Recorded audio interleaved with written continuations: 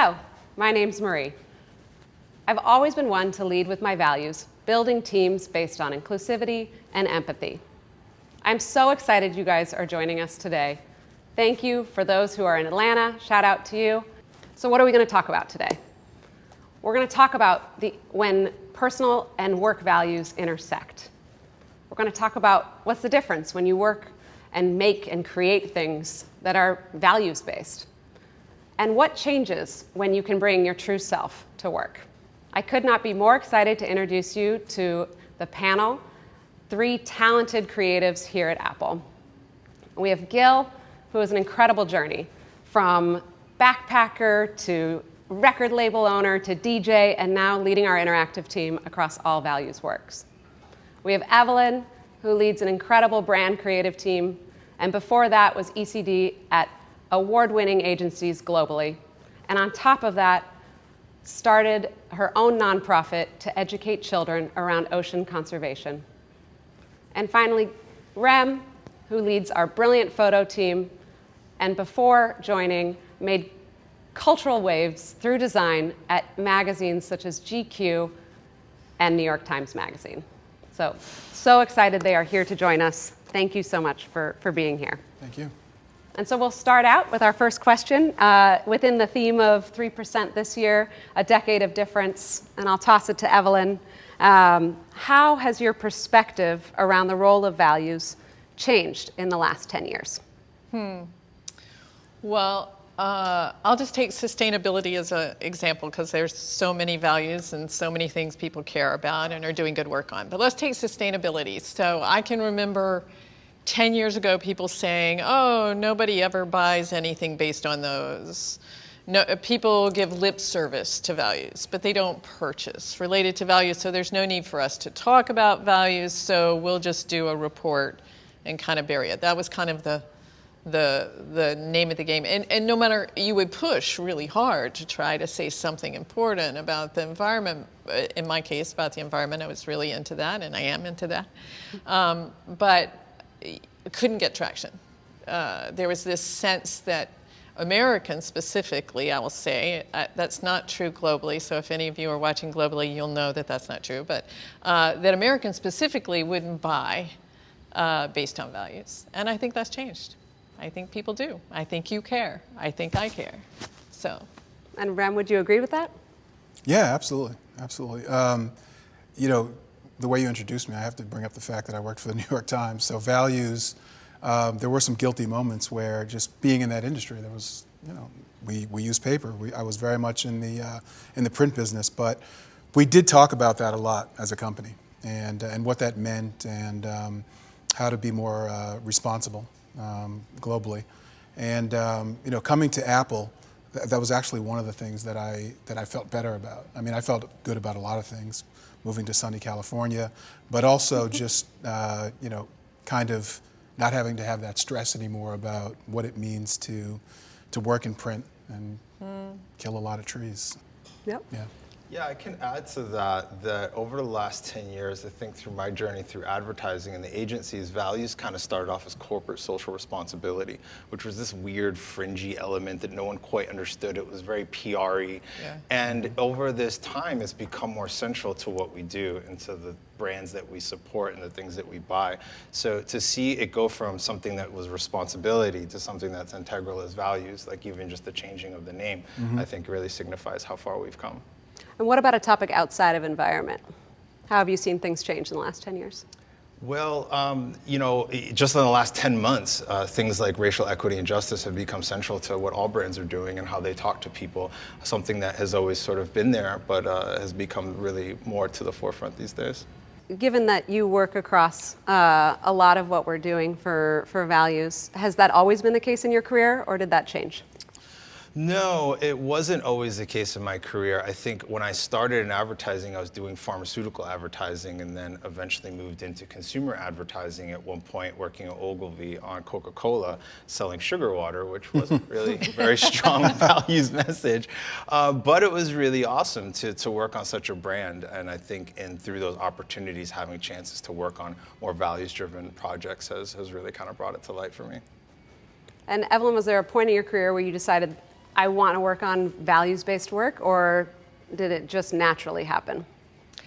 I'm kind of a big believer that if you bring your whole self to work, you can infuse almost anything with your values. There are ways. So I had a client one time that wanted to talk about liquidity, and by that I mean financial liquidity.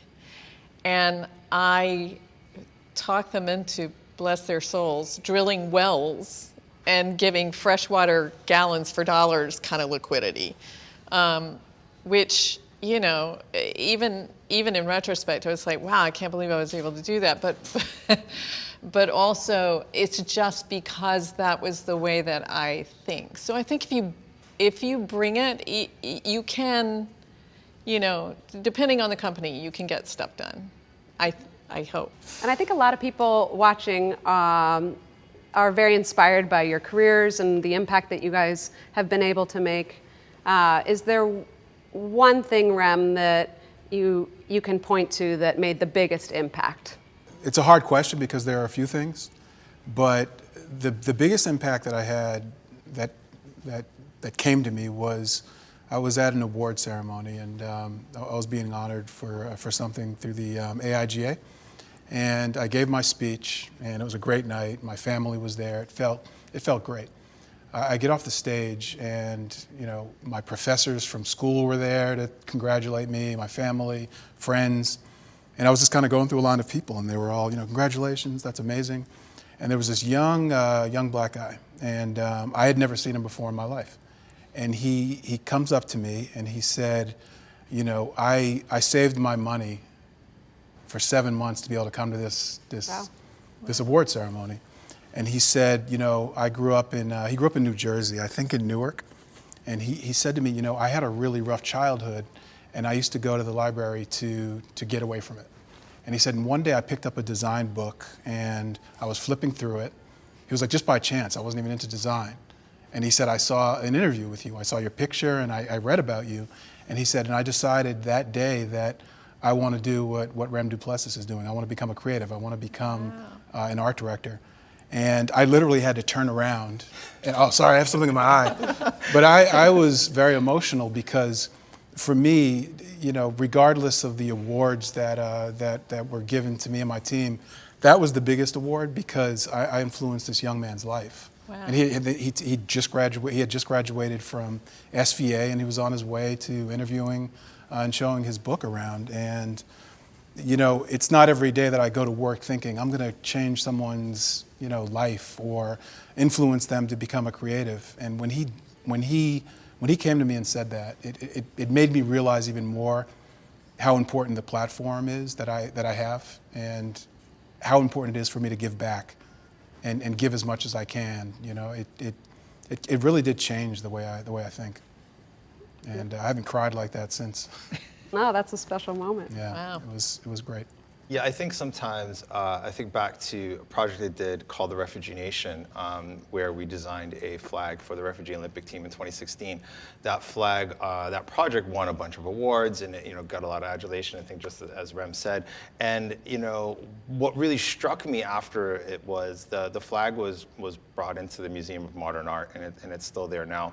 And somebody sent me a video of a school group doing a tour at the MoMA, and I saw these little boys and these little girls hearing the story of this refugee artist who designed this flag, who worked with these creators in New York and did this amazing thing, and it just struck me. I mean, I didn't cry, but I probably could have, just thinking about all those little people that were now being influenced by the work that I and my team did, and it really made it clear to me how great this values work is, and what we want, what the power and the platform that we have to change people's lives and influence things in the world. Yeah, that was going to be my question of what role does values play in that, in the sense of inspiring and motivating the future generation? I think it's everything now. To your first question, you know, about how things have changed, I think people are really thinking about their values when they choose a product or they choose a brand. So it's been great to see it evolve. And has there been a recent purchase that you were motivated by the company's values? That's interesting. I think all my purchasing has kind of gone into the reduce, reuse, recycle piece a lot. like I think I'm purchasing less, and when I do purchase, it's very values-based. So, and that's a luxury. I'm the first to admit that's a luxury. To be able to buy food that's organic or clothing that takes into account the entire supply chain of that clothing, or, you know, it's unfortunately it is also an accessibility issue with money. But if I can vote with my purchases, I will. I have to admit that being at home a lot, I order way too much online. But I agree. I mean, everything that I do and think about, you know, you can't help. I mean, it's in the culture now. You can't help but think of values and how you're impacting the world. You know, and in California, even taking a shower is a little stressful for me. You know, it's a lot faster. I no longer shave my head in the shower anymore. I do it on my way to work with an electric razor. So, for me, it's just such a big part of my life, and with my children as well. They just think about the world in a much different way than I did when I was a kid.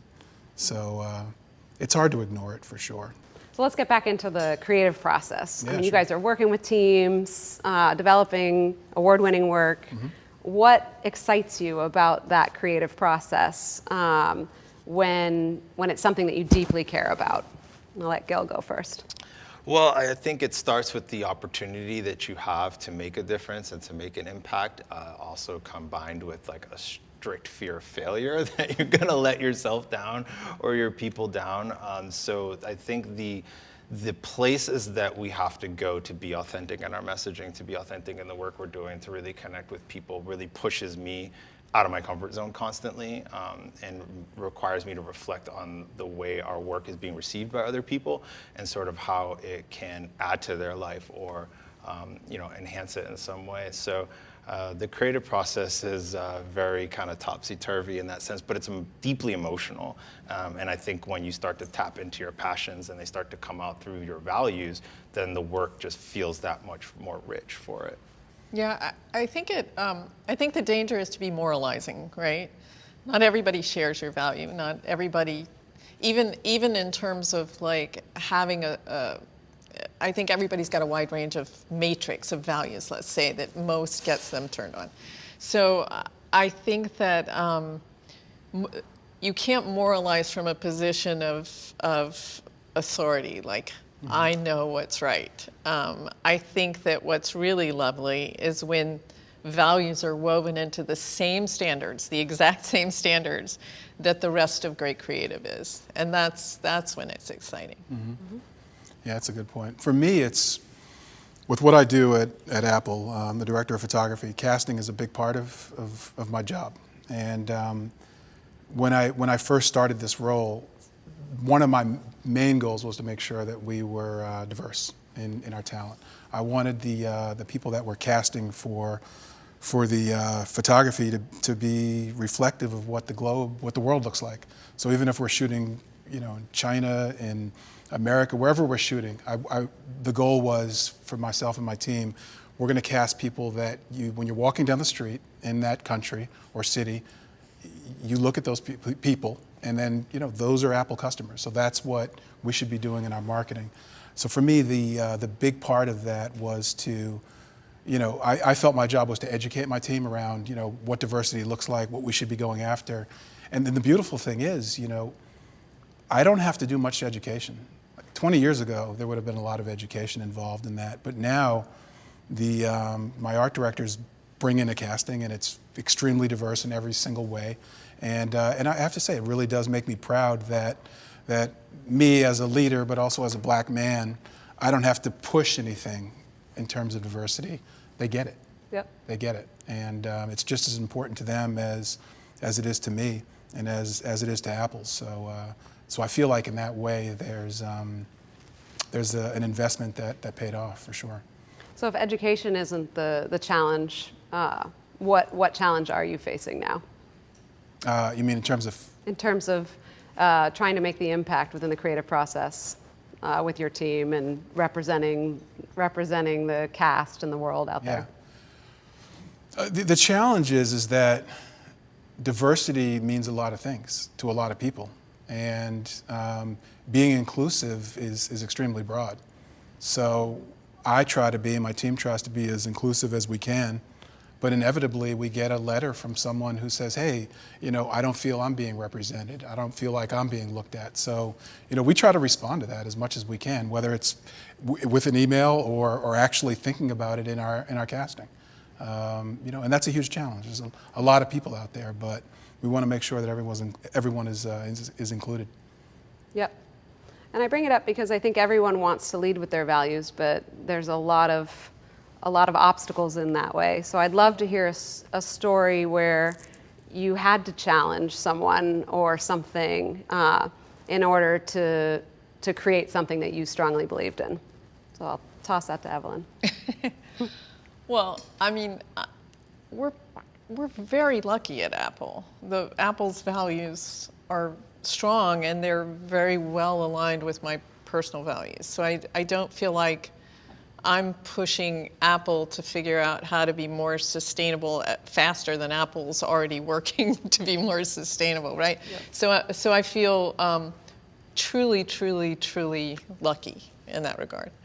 But certainly throughout my career, there have been countless times where I've been the only woman advocating for women, or I've been pushing the rock uphill to say a sustainability story. And, I think the best way to advocate or sell for anything is to let people genuinely feel your own passion and joy about what you can accomplish. So that's kind of my working position, whenever possible, to try to take it from there. I would add to that, because all the work that I do here at Apple is so values-based, like the challenge is focus and priority, like what messages do you want to get out there? How do you want to get those messages out there?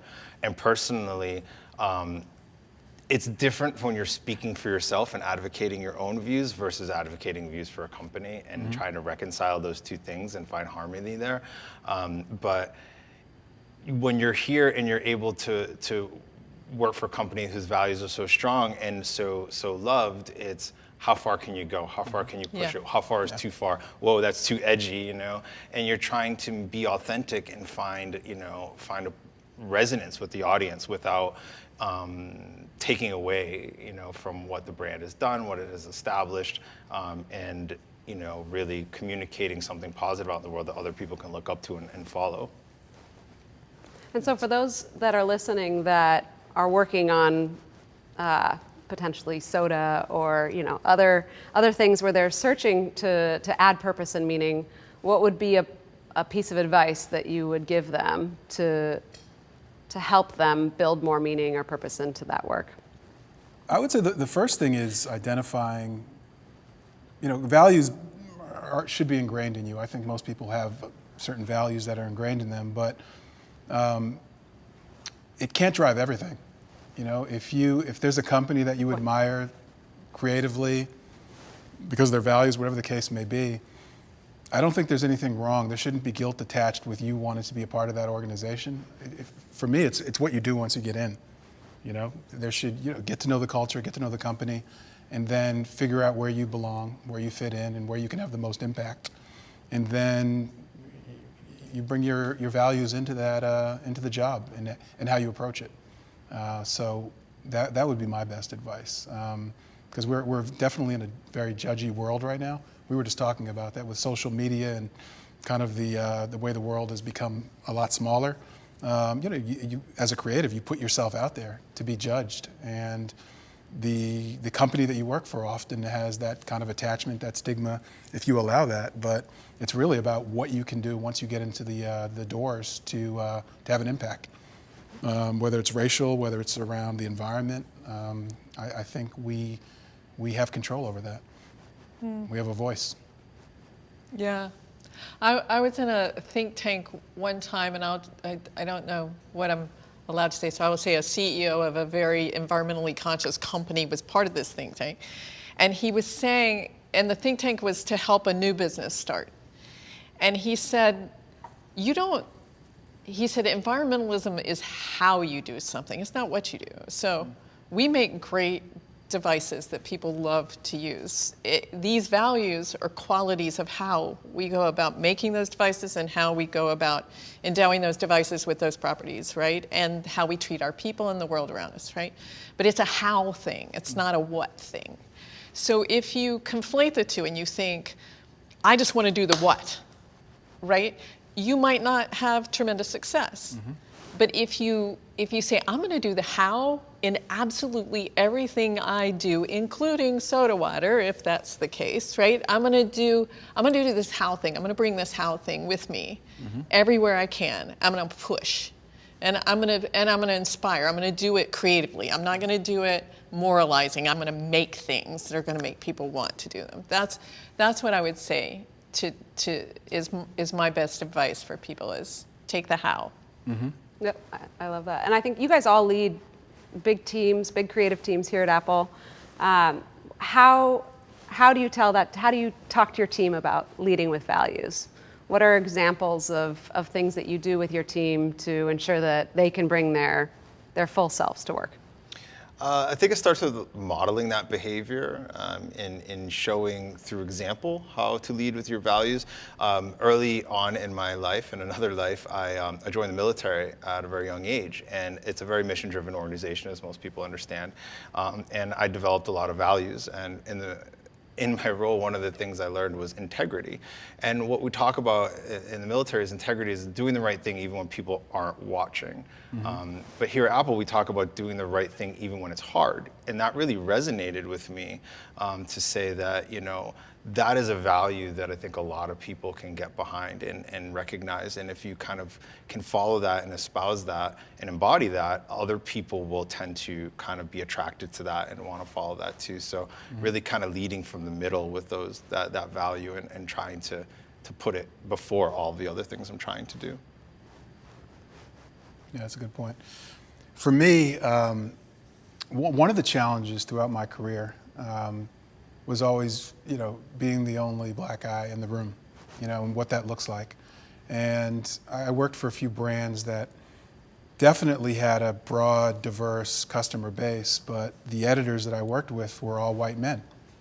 And my argument, my voice was always, hey, we're not reflective of our readership at all. There's no women on the staff, there are no Asian folks on the staff, there are no black folks on the staff, it's just all white men. So how can we be an organization that's putting information out there that isn't reflective of what our customers are and what we may be getting it wrong? And that's been a challenge, especially when I was younger and I didn't have the platform I have now. It was hard to speak up. It was hard to stand up and raise my hand and say, excuse me, hey, this isn't right, and here's why this is wrong. I didn't want to be that guy in every single meeting, but when I looked around, I knew that I guess I gotta be the guy that's raising their hand. So for me, I think that it's a huge part of values is calling something out that doesn't feel right. That's kind of what we were talking about earlier. How do you make an impact when you come into a company? What's one of the purposes? We have a lot of reasons why we join an organization, but you start to realize, wow, I have a bigger purpose here, and I need to flex my voice when needed. And I always encourage people, as hard as it is, you have to raise your hand. If something doesn't feel right, speak up about it. It could be that the people in the room don't even realize that they're doing something wrong.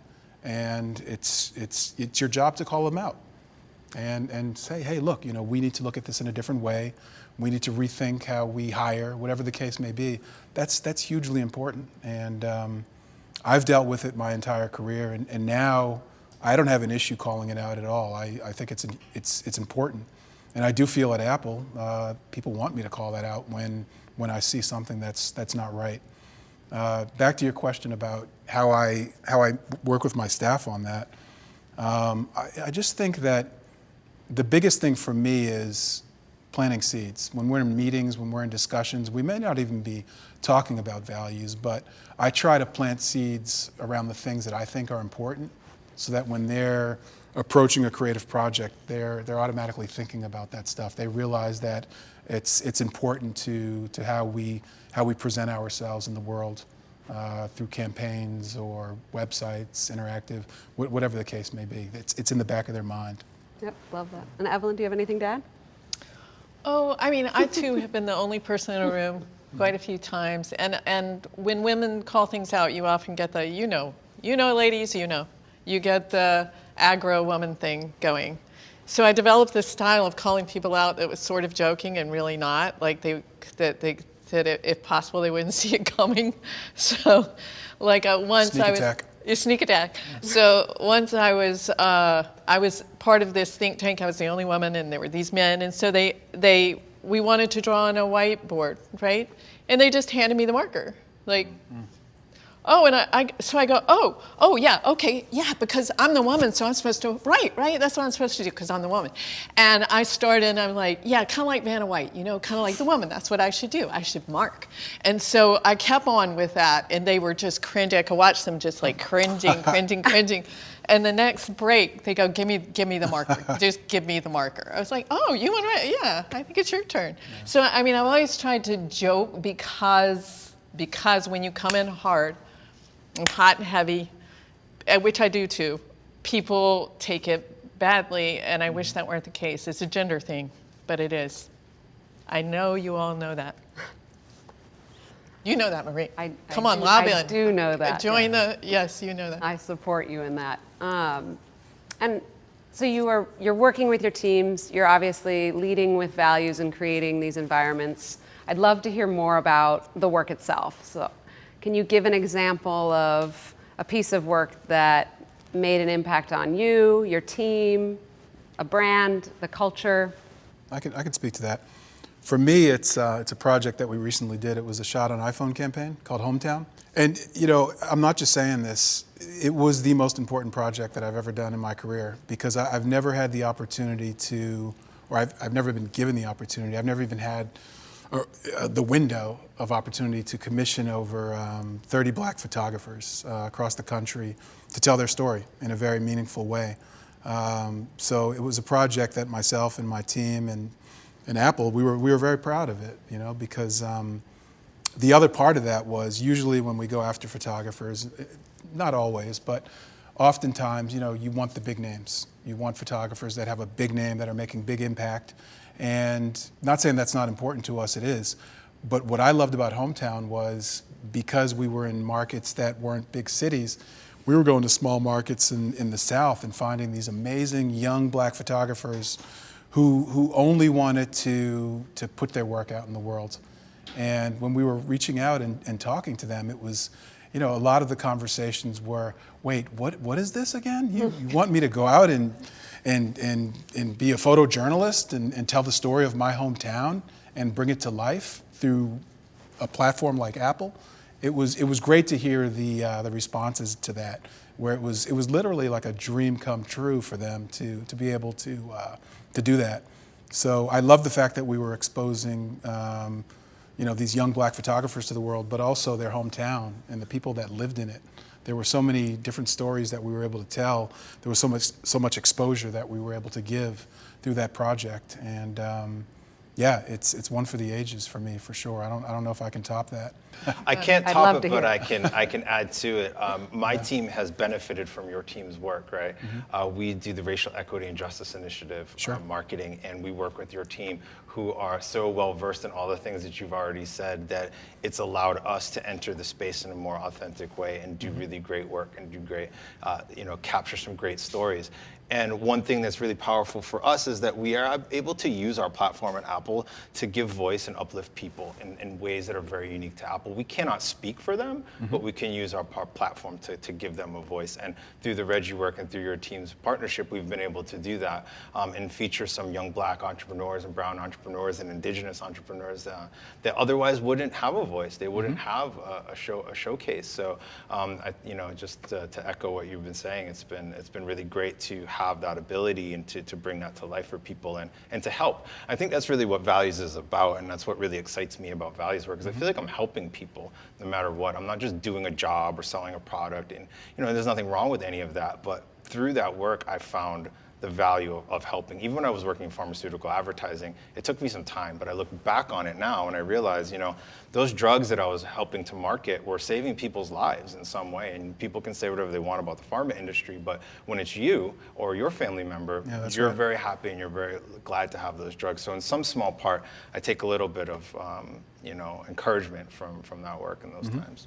And staying in the world of work, but potentially asked a different way, Tim Cook, our CEO, is often quoted saying, we want to be the pebble in the pond that creates the ripple for change. And I know that speaks to me. I would love to hear any stories around a moment at work that really felt true, or potentially not. Maybe there was a time where that you didn't feel like you were making that change. Something that I think, Rem has talked about, Evelyn has talked about, being the only person in the room. Being in the position I'm at now at Apple, I'm able to reach back and lift up other folks. So I've been able to hire and help hire a lot of diversity into Apple. And it's something that I've kind of taken on as a personal mission. Being where I am and all the people that helped me to get to where I am, this is my opportunity to give back. And I've been able to kind of coach and mentor and bring some people into the organization. So for that, it's been a really, really uplifting experience. Yeah, I mean, for mentorship and coaching, we have a program called the Orchard where we bring in young people into Apple, into Marcom, and we grow them, and it's a rush. I mean, it does feel like a very systematic, real way of pulling people in and preparing them for this job, and then ultimately hiring them. So, that kind of, I think companies give a lot of lip service to these values, but if you really want to judge a company, look at the structure they're putting behind it. So, if Apple just made this promise for 2030 to be carbon neutral, but not just in all our devices and all of Apple, but in our entire supply chain, everyone who's making every part that goes into every Apple thing, and then even so far as to offset the energy used by all our devices everywhere, no matter when they were made.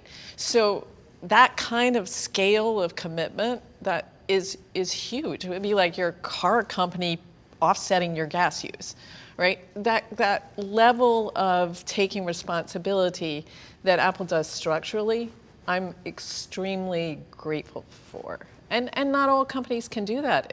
It's an expensive proposition to do that, to change the world. But it's also, I think it's just smart. It's making a bet that we cannot, as a culture, as a world, keep producing this stuff or keep treating people badly and have that pan out for us, or not represent our consumers and our whole ecosystem and have that work. So I think it just, over time, that's where we're going. And to wrap up, I think I'll ask one more question of all of you, and it's a bit future-facing. If you could share one message with the future creatives who want to enter this space and want to do work like you've discussed today, what would you tell them?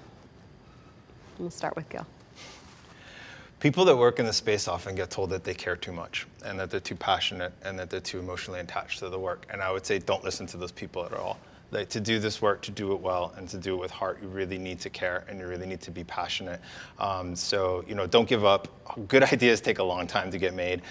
Sometimes that makes them better. But, follow your heart, follow your passion, and believe in yourself. And don't listen to the critics and the folks that might be trying to set you off your path. All of us took very different paths to get here, but I think one thing that we all have in common is that we stuck to our values, we stuck to our integrity, and we stuck to the things that were important to us and that brought us here in the first place. So.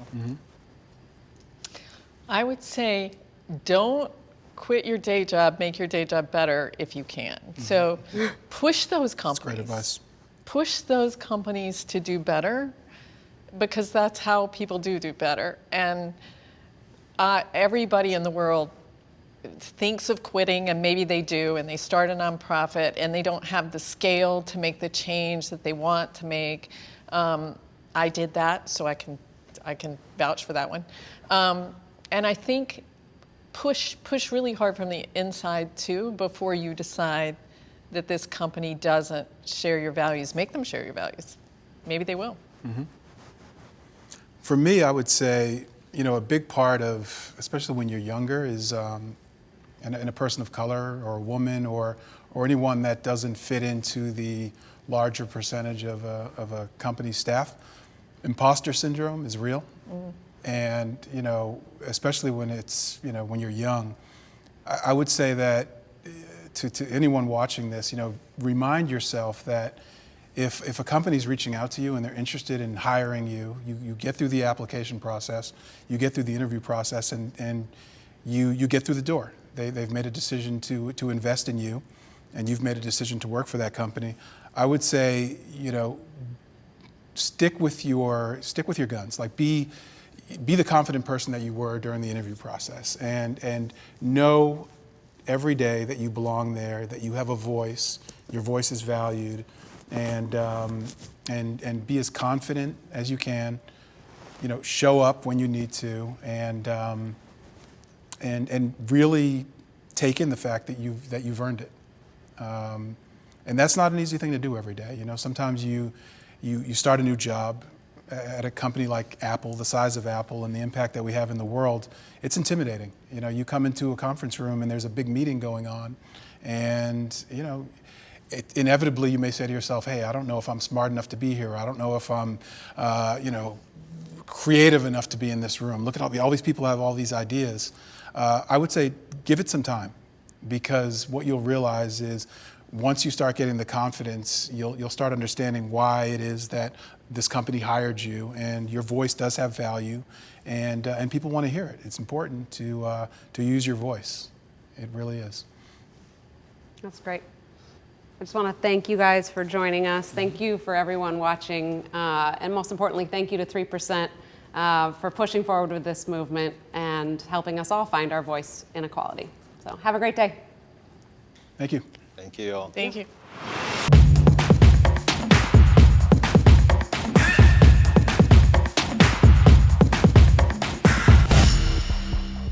My name is Christina Martin Kenny, and I am delighted and honored to be here today to talk about corporate social responsibility and philanthropy, two things I'm very passionate about. I spent the last 12 years working in nonprofit fundraising, primarily in corporate and foundation giving.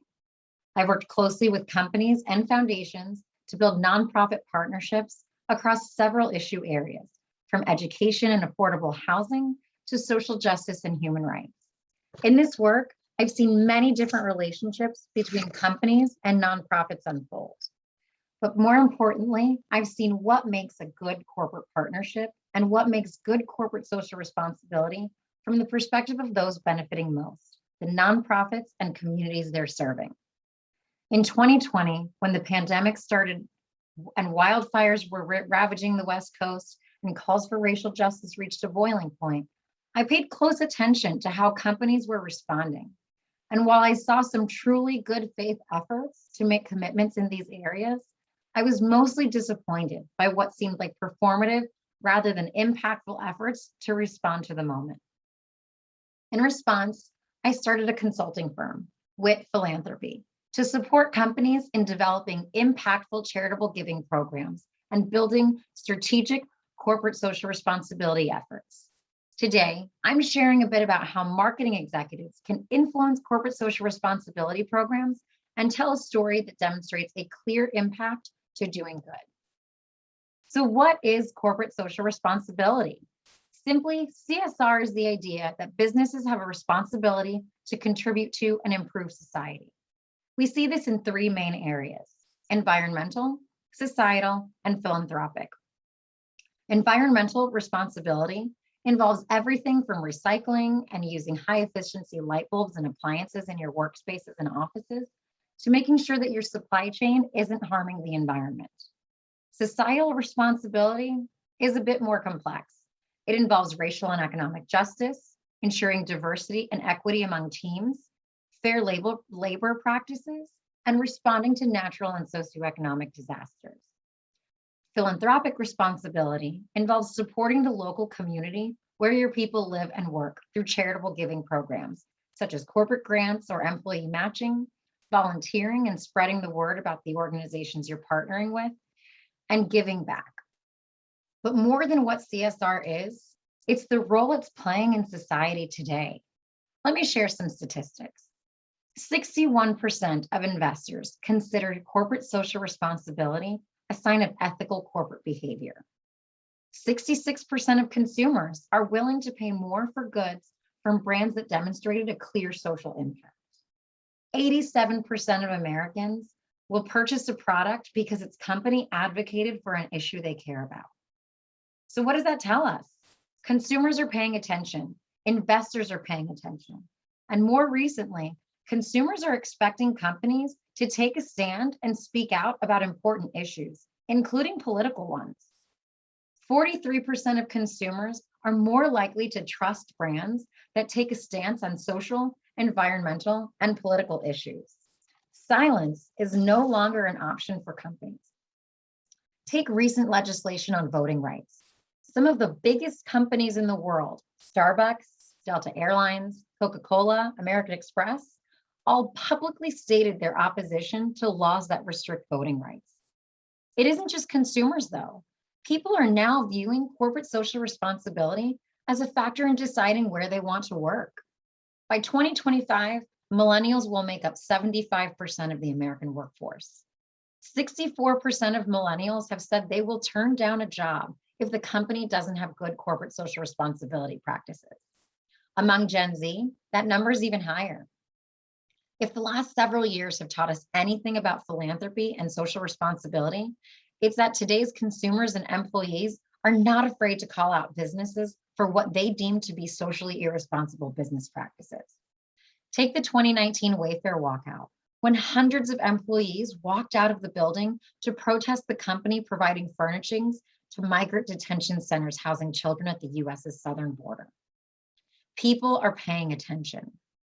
In 2020, as businesses faced a reckoning with whether and how to take a stand for racial justice, there were calls from consumers and employees alike that many of these actions were in the moment and didn't present a clear, lasting commitment to racial justice. And many of them were. Blanket $1 million donations do not demonstrate a commitment to corporate social responsibility or racial justice. So what can companies do?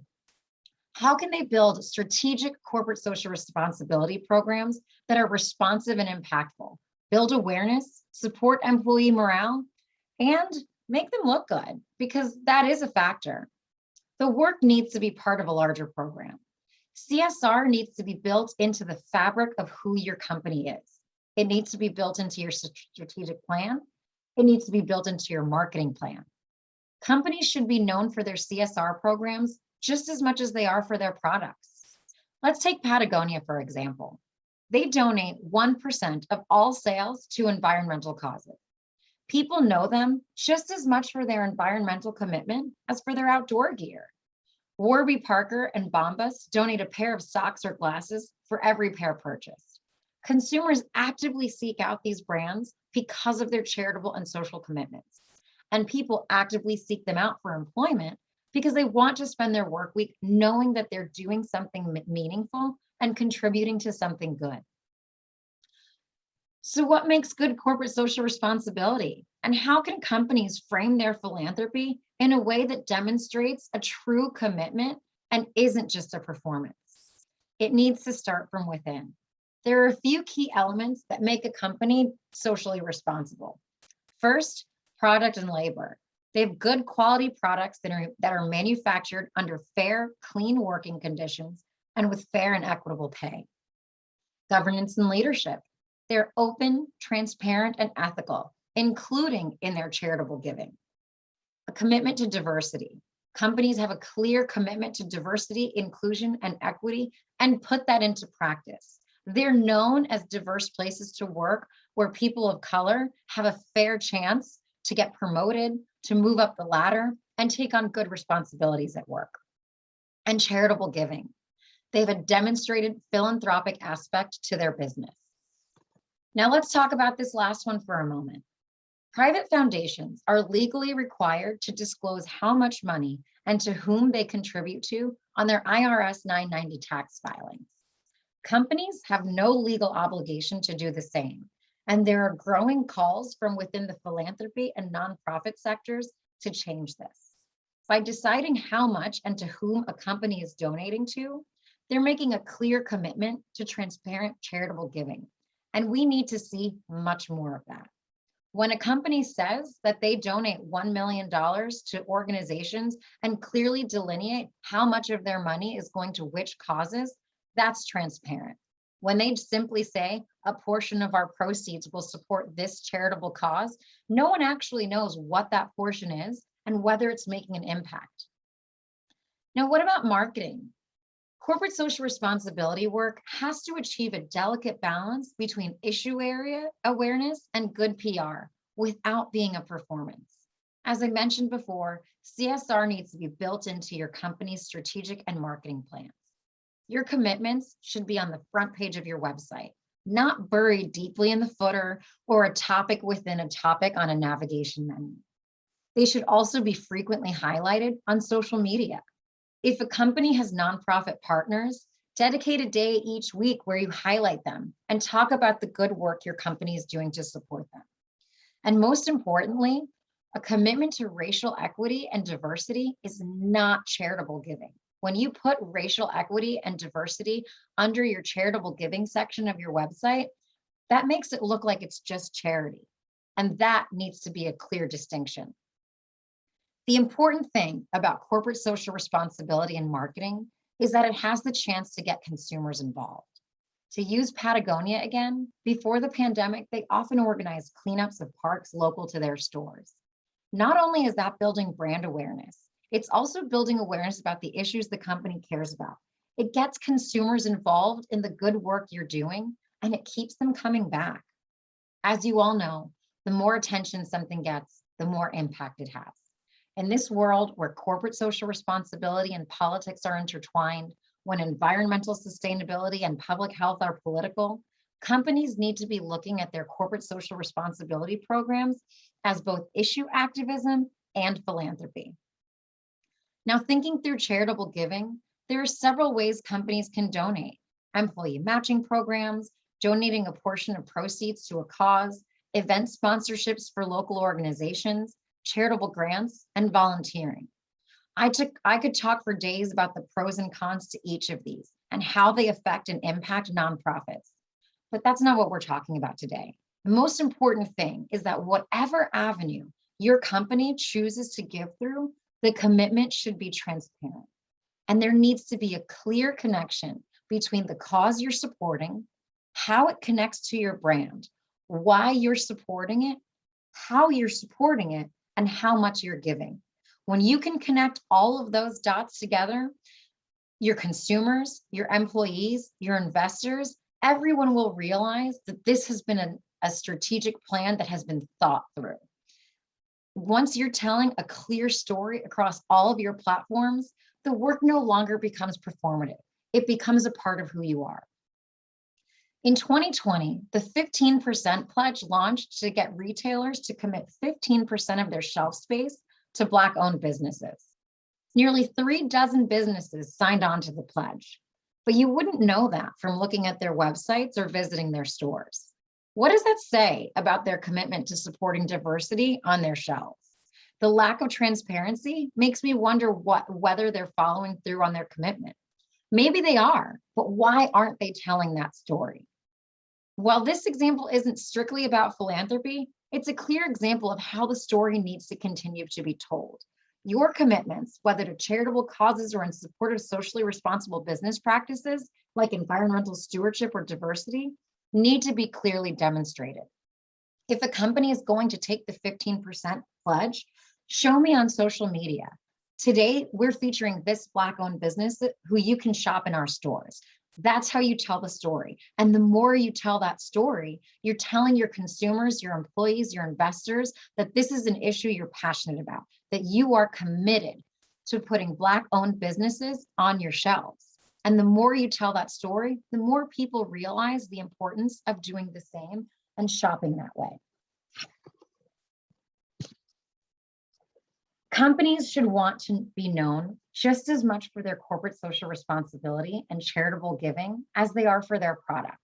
That's how you achieve good corporate social responsibility without being performative. Now, As you go through this conference over the next few days, I want you to think about concrete, actionable ways that you can work with your clients and companies to tell their corporate social responsibility stories. What is the story they want to tell about being socially responsible? Is there one? If there isn't, it's time for some brainstorming. I can help with that. But if there is, how can you build that story into your overall PR strategy? How can you tell it frequently? If you need guidance or direction in building a program that has a story to tell, that's what I'm here for. Thank you so much for joining me today. Enjoy the rest of the conference.